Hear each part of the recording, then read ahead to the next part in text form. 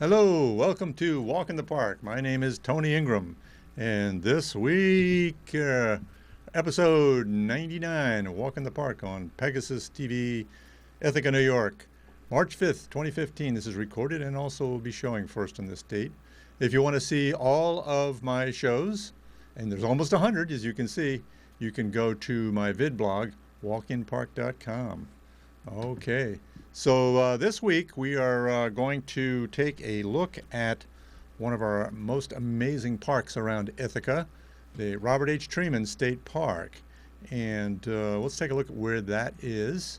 This map of Ithaca was actually prepared by the Department of Environmental Conservation showing state lands. And the green ones are state forests, and the violet one or lavender one, that's a Connecticut Hills State Wildlife Management Area. But right above that, you can see I put a label, Robert H. Treman State Park. And just to the right of that is Buttermilk Falls State Park. Teganic Falls is up in the upper left along the shore of Cayuga Lake. And also Allen H. Treman State Park is in there too, right along the south end of the lake. But we're going to go to Treman, and this is a shortened version of a presentation I did March 22nd, I think it was, February 22nd, at Kendall of Ithaca on behalf of the Friends of Robert H. Treman State Park, of which I am a member. I'm on the board, I've been for many years. And I'll tell you more about the Friends later after this section of the show. But first, we're going to go to this shortened version of the talk I gave, but cram-packed with images and information. Treman Park then and now. So let's go to that. Get ready, bring up that show. Just a moment.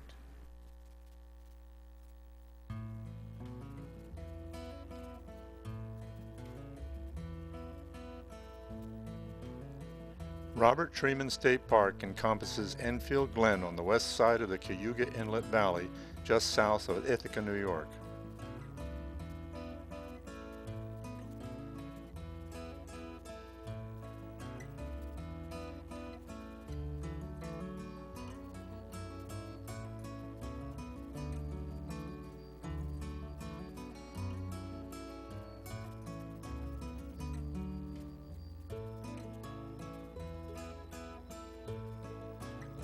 These days, when you enter Robert H. Treman State Park, this is what the entrance looks like. But now we're going to go to the upper entrance, where the original area of the park was first created. In the old days, the upper entrance was considered to be the main entrance to the park. The main feature at the upper entrance is the old mill, which operated from 1839 to about 1920. This is what the old mill looked like a century ago. Behind the old mill is Fishkill Creek, also known as Butternut Creek, which was the source of power for the mill. Here you can see the dam that dammed up the mill pond and a little bridge for a road that went across the dam. A century ago, prosperous Ithaca businessman Robert H. Treman bought the area of the old mill in what's now the upper park. After the park was created in 1920, the mill was rehabilitated and turned into a pavilion. Robert H. Treman State Park was called Enfield Glen State Park back in those days. A porch was added to the mill, and a fireplace was built inside, although the fireplace is no longer used. A terrible flood in 1935 came very close to destroying the mill. The mill dam and the bridge over it were swept away by the flood, as were many other structures in the park. This picture shows the 4 floors of the mill and the machinery inside the mill museum. Exhibit signs explain the workings of the mill machinery, including the millstones here. Large gears, pulleys, belts, and shafts powered the entire mill using water from the creek. On the second floor, large bolting reels sifted and separated the flour. This exhibit panel explains the entire workings of the mill for those who want to get the big picture.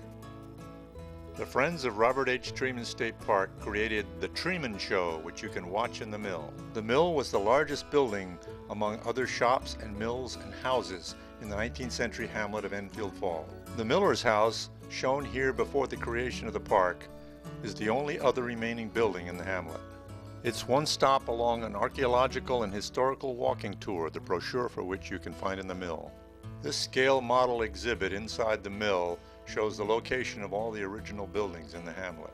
Except for the mill and the miller's house, all of the other buildings from the hamlet of Enfield Falls were removed after the park was created. The Enfield Falls Hotel hosted tourists who came up to see the waterfalls in the gorge. This stereograph card shows the entrance to the gorge and one of the early bridges. On the back is a list of all the photographs in the Enfield series, including the hotel as number 1.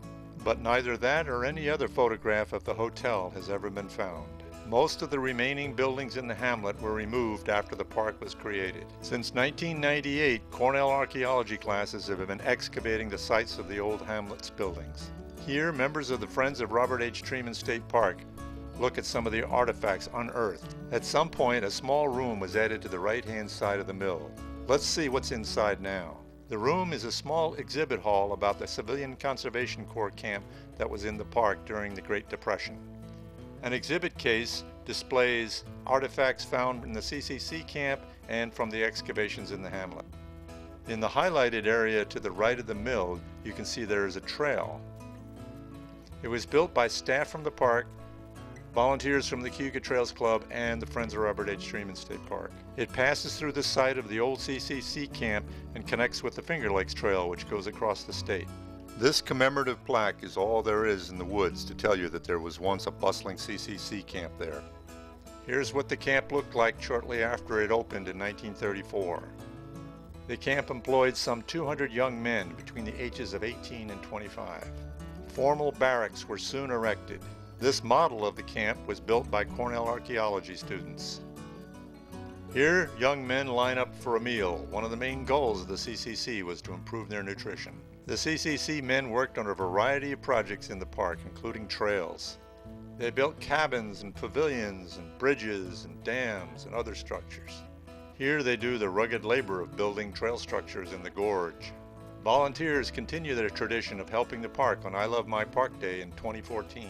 Community businesses donated food and tools for the volunteers. Park staff expressed their appreciation to the volunteers in the picnic shelter in the upper park. In the old days, the picnic shelter was a snack bar. You can see the people lining up at the window here. In the old days, in the 1800s, it only cost 10 cents to see the gorge. This is what the entrance to the upper gorge looks like now, with a stone arch bridge at its end. And here are several views into the same spot during the 1800s before the creation of the park. There were several versions of a wooden bridge in the place where the arched stone bridge is today.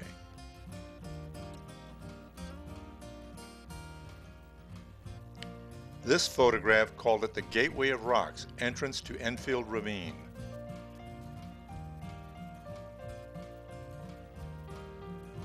This is the modern view looking back from the Stone Arch Bridge to the beginning of the gorge in the upper park. And an old postcard shows the same view before the construction of the modern trails. Beautiful stone masonry walls and steps were constructed during the 1920s and the 1930s. Another double stereograph view from the 1800s. And another showing what they called Table Cascade.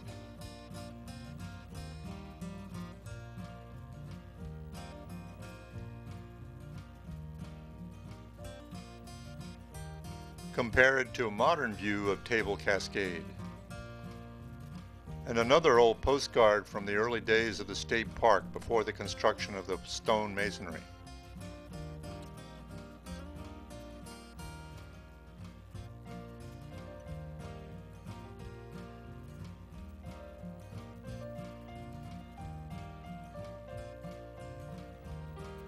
And here's a postcard of the same scene from 1907.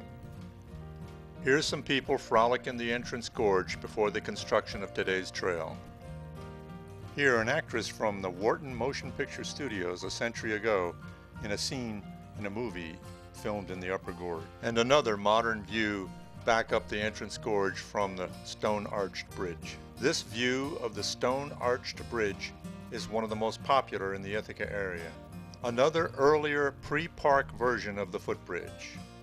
And a 19th century drawing of the wooden bridge looking from downstream. Looking down from the top of the bridge On the downstream side is a slot in the rock called the flume. A man is seen here fishing at the end of the flume. And more than a century ago, some boys were fishing in the same spot. And here some men stand on the older bridge over the flume looking back towards Entrance Gorge.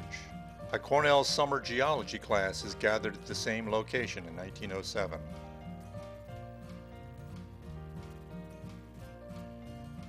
Here's another modern view of the stone bridge over the flume looking downstream. After the creation of the state park, the wooden bridge was replaced by a stone masonry bridge with iron railings. In the 1930s, this was replaced by a stone arched bridge, basically what you still see today. The footbridge we have today is pretty faithful to the one that was built during the Great Depression. From time to time, there are terrible floods in our gorges, including this one in August 2013. It so damaged the stone walls on the top of the bridge that they had to be replaced. The park masons did a beautiful job. The next distinctive section of the gorge is called Devil's Kitchen, seen in this old stereograph. The trail passes under a high cliff with an arch in it. Great vertical fissures called joints are quite visible in the Devil's Kitchen. The name Devil's Kitchen gave the spot a mysterious and foreboding tone. Several 19th century visitors posed in the Devil's Kitchen before the construction of much of a trail. Another stereograph view of the Devil's Kitchen looking downstream toward the top of Enfield Falls, later called Lucifer Falls. This is what the waterfall in Devil's Kitchen looks like in modern times. Can you see the people in this old photograph standing above the top of the waterfall in Devil's Kitchen?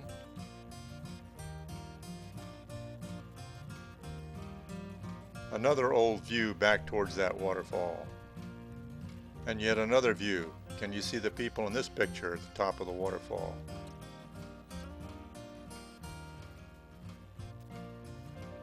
'19th century visitors posing there in several locations.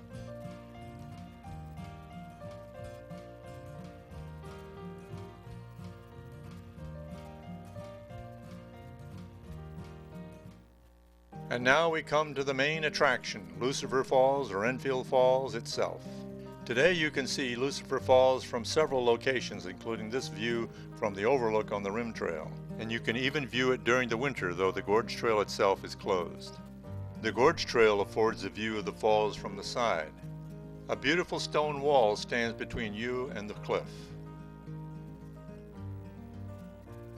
You can stand right beside the top of Lucifer Falls, 115 feet high. In the old days, some of the viewpoints were a little bit different. Many drawings and photographs were made from the bottom of the falls.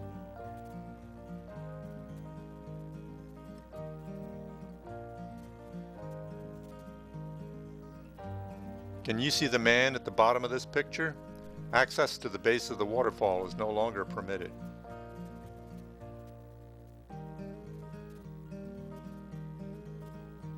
The public is no longer permitted to climb on the waterfall itself. The danger from falling and from falling rocks is just too high. Though a sign prohibits it, people sometimes are tempted to throw rocks off the cliff from the trail above the base of the waterfall. Here is an old photograph from the top of the falls on the opposite side of the stream from the trail, and another beautiful colorized photograph from the same spot. Standing on top of the waterfalls on the other side of the stream is now off limits. These days there is a well-built trail along the cliff by Lucifer Falls. A stone wall and well-made steps protect you on your way. But in the 1800s, trail structures were rustic and rickety. Can you see these two people sitting on the cliff next to the waterfall with no protection?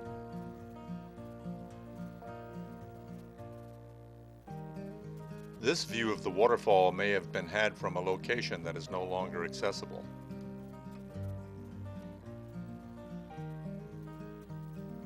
One of the most interesting trail structures was this long staircase built between two pine logs. In the 1920s and 1930s, the stone walls and steps were put in. A century ago, there was a silent film industry in Ithaca, centered at the Wharton studio on the shores of Cayuga Lake. The Alaskan adventure film The Great White Trail was one of their most famous features. They used frozen Lucifer Falls and other sites to simulate the Alaskan wilderness.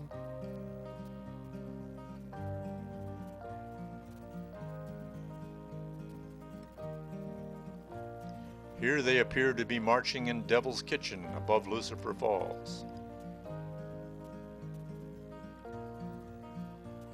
Lucifer Falls is now visible from an overlook on the south rim. Nearby, you can look east down the rest of the wooded gorge of Enfield Glen. The cliff staircase connects the south rim with the trails in the gorge. The view down Enfield Glen from the cliff staircase is spectacular. The Gorge Trail, the Rim Trail, and the Finger Lakes Trail continue to the lower park.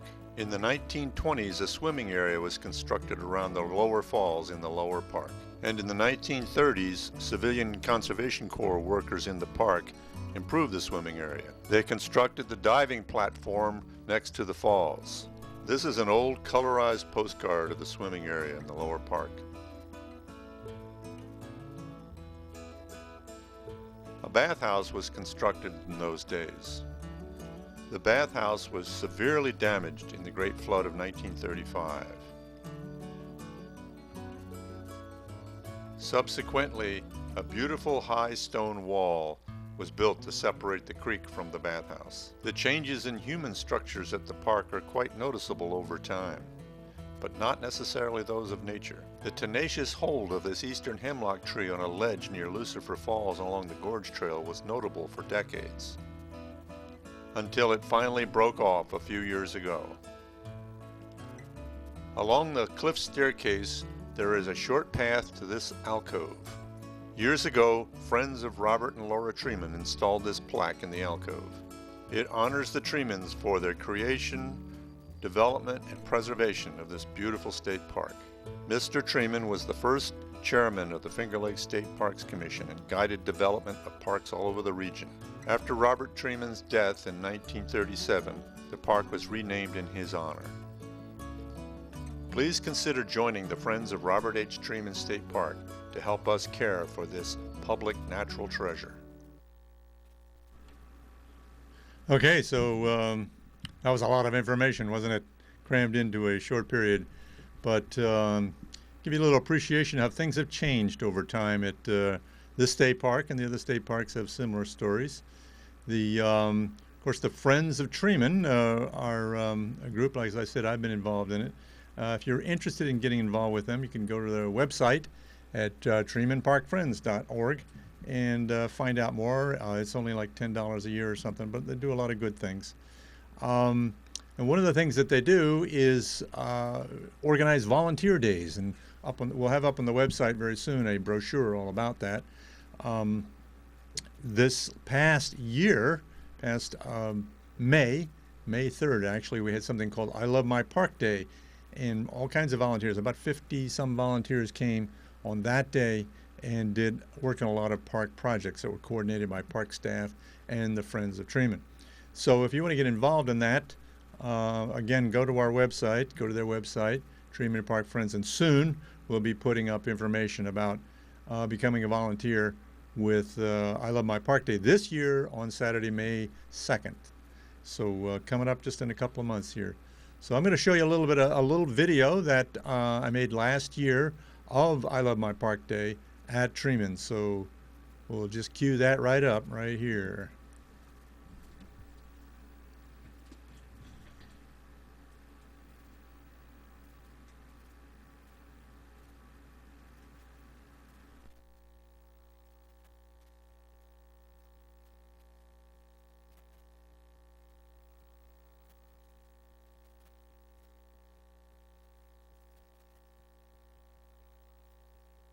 On May 3rd, 2014, volunteers gathered at Robert H. Treman State Park near Ithaca to participate in I Love My Park Day, which was occurring at parks all over New York. If I look away, I can't see her taking it.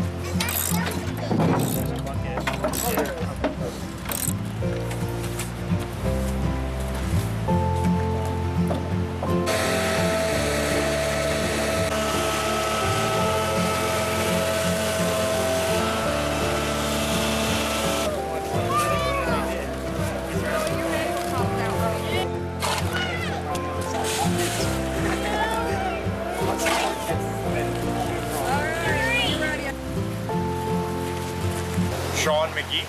And you're here at I Love a Park, My Park Day? Yep. With what group is volunteering? Flora Rosehouse from Cornell University, one of the West Campus residential communities. Yeah. We're taking the stones and the sandbags from the stairs that you see up there down and then bringing them back over here and piling them up to be used further down in the park. Right. Yeah. Because they had all that storm damage. Yeah, a lot of storm damage. Flooding damage. Oh. It's a lot worse than I actually thought it was too. Yeah. Part of the upper gorge will remain closed until trail repairs are complete.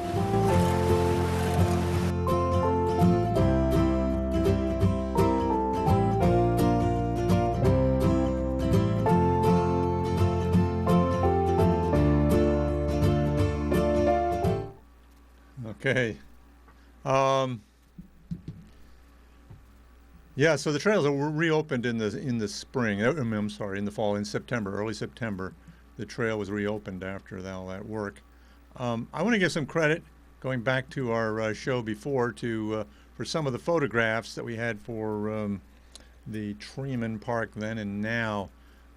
My friend Bill Hecht is a compulsive scanner of historic photographs. He also frequently goes up in airplanes and quadcopters and that sort of thing and takes aerial photographs of the area. So I'm going to give him a lot of credit for many of the historic photographs that were in that segment. Also, Dr. Shireen Bauer and her graduate student Dan Kostura gathered a lot of the historic photographs that we used. Josh Teeter, environmental educator with the Finger Lakes State Parks, provided some of them, and a number of other people, and I myself included a number of my photographs in there. So a lot of people have contributed to gathering the photographic resources and so forth used in my programs. Okay, so once again, if you want to get involved in I Love My Park Day or any other volunteer activities or become a member of the Friends of Robert H. Treman State Park, there is the website, and we will have that information up probably by the middle of the month about I Love My Park Day. But now we're going to go to another park, and not at this time of year. We're not freezing our bippies off here. We're going to go to summertime at Watkins Glen State Park, and I have a very short little video that I'm going to share with you that's coming out this week, has just come out this week, part of my Finger Lakes Park Minute series. But this one is about the called Minnehaha Falls and Minnehaha Pools, so the heart of Minnehaha. So let's bring that one up.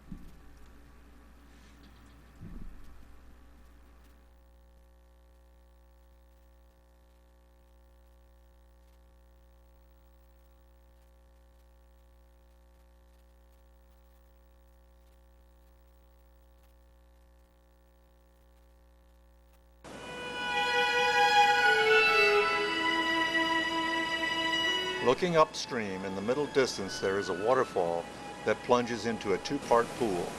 It's called Minnehaha Falls, named by the early proprietors of Watkins Glen. Minnehaha was the Indian maiden courted by Hiawatha in Song of Hiawatha by Henry Wadsworth Longfellow. The poet named her after the original Minnehaha Falls near Minneapolis.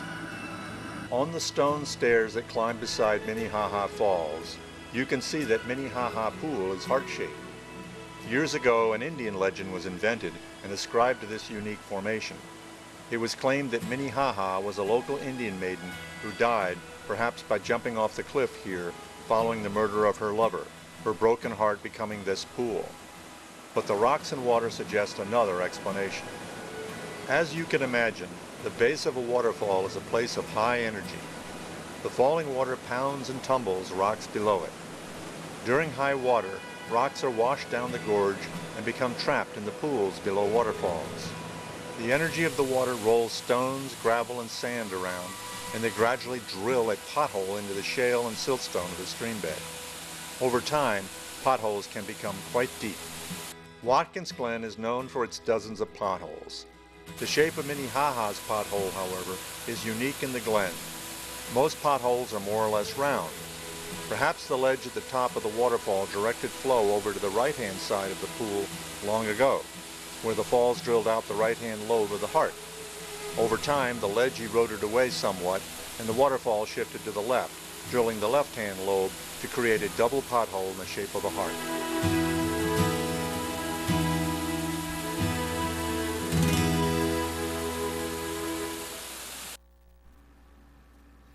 Well, the gorge is full of ice right now. In fact, I decided this morning to go out and see what one of our local Ithaca gorges look like. This is Ithaca Falls. We've had such frigid weather for so long now. Record cold in February, hardly any thaws. We had a little bit of a thaw maybe yesterday, the day before. And look at the ice that's clogging Ithaca Falls now, and icicles all along the way. You can practically stand in the middle of the stream. There's so much ice. It's an amazing sight.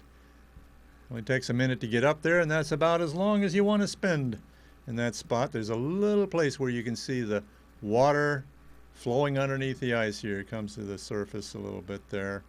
Look up on the cliff. This is a frozen waterfall here, water dripping down the cliff. And again, looking at the falls, and look at that big ice formation on the right there. Oh, look at that. I thought that was really pretty. So I took a few pictures of it. It's looking back towards the end of the gorge and looking right up at the ice. So Ithaca Falls, and I have a very short video clip of that just to share with you. It'll only take about a minute.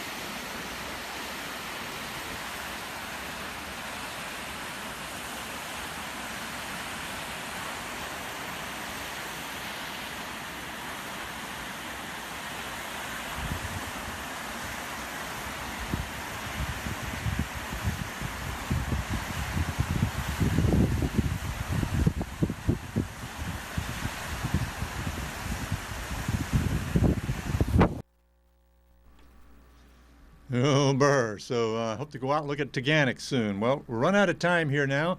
Thank you for joining me, and we'll see you again soon.